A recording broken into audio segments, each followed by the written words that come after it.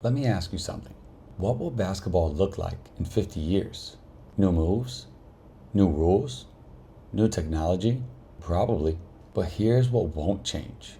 Players will still get nervous before big games. Teams will still celebrate wins. Coaches will still yell. Teammates will argue. And the player who works the hardest will still have the edge. Welcome to the Basketball Book Club.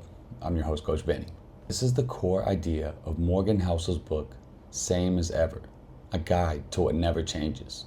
Housel's big idea is simple. Instead of trying to predict what will change, focus on what will stay the same. He writes, things that never change are often more important than things that do because they can be depended on. So what never changes? Housel argues that medicine, technology, and politics constantly change, but human nature doesn't.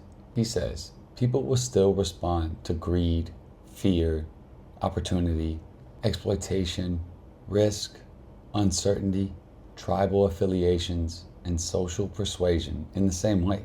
Think about your team. The player who chases stats instead of wins? That's not new.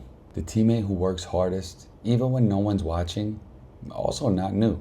The tension between wanting individual glory and team success? That's as old as the game itself. Housel writes, if you traveled to a time 500 years ago or 500 years in the future, you'd notice people falling for greed and fear just like they do in our current world. You'd see people persuaded by risk, jealousy, and tribal affiliations that are familiar to you. One of the chapters that really stuck with me explains how calm plants the seed of crazy. Housel explains that periods of stability and success often lead to the very behaviors that cause downfall. When everything is going well, people get overconfident. They take bigger risks. They assume that the good times are going to last forever. And then, inevitably, something breaks. Think about a basketball season. If your team wins 5 games in a row, do you work as hard in practice? Or do you get a little bit comfortable? That comfort is exactly what leads to the next loss. The calm plants the seeds of crazy. Housel writes that stability is destabilizing. A quote from economist Hyman Minsky, success can create conditions for failure. Key is staying hungry even when you're winning. There's another chapter that's called It's Supposed to Be Hard. Housel's message here is that struggle isn't a sign that you're doing something wrong. Struggle is the price of admission. He quotes Warren Buffett, it takes 20 years to build a reputation and 5 minutes to destroy it. Good news takes time. Bad news usually happens instantly. Progress is slow and almost invisible on a day-to-day basis.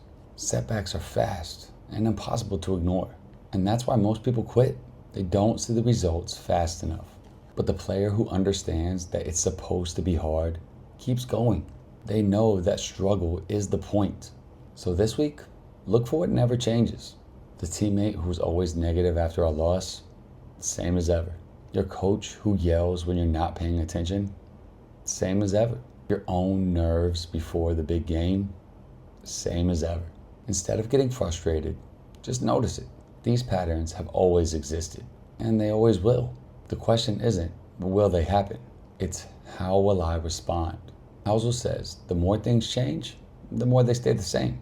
So learn the patterns that never change, and you'll never be caught off guard again, one page at a time.